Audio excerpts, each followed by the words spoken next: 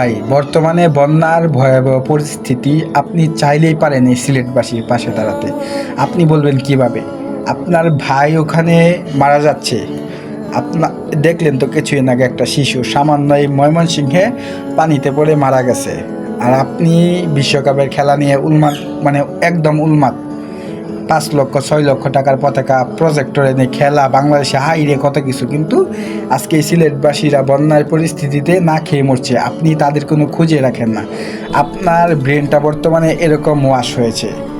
আপনি কি করেন? বিভিন্ন দেশের খেলোয়াড় মেসি, নেইমার, তাদের ভিডিও দিনে 100টা শেয়ার করেন, 100 গ্রুপে শেয়ার করেন, কিন্তু এই সিলেটবাসীর ভিডিও একটা আপনিও শেয়ার করেন না।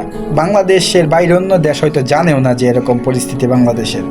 আপনি ভাই, টাকা নেই, মায়াকান্না ভাই, আমি বলবো মায়াকান্না দেখাবেন না। আপনার হাতে তো একটি ফোন আছে, এই ফোনটা দিয়ে আপনি সর্বোচ্চ স্তরে সাহায্য করতে পারবেন সিলেটবাসীকে। আপনার কথায় ভুল হলে সবাই আমাকে মাফ করে দিবেন ইনশাল্লাহ। সিলেটবাসীর পাশে দাঁড়ান, আপনার উসিলায় খুব দ্রুত হয়তো তারা এই বিপদ থেকে উদ্ধার হবে। মহান আল্লাহ তাআলা যেন সিলেটবাসীকে খুব দ্রুত এই বন্যার পরিস্থিতি থেকে রক্ষা করে। আমিন।